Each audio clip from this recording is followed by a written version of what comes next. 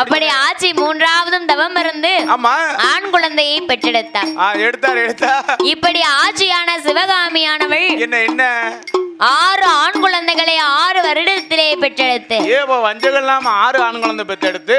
ஆமா சரி. 7வதாவது நம்மளுக்கு ஒரு பெண் குழந்தை இருக்காதா என்று ஒரு பெண் குழந்தை இருந்தா நல்லா இருக்குமே நாமளுக்கு பெண் குழந்தை வேணும் என்று அந்த சிவகாமி ஆட்சியானவள்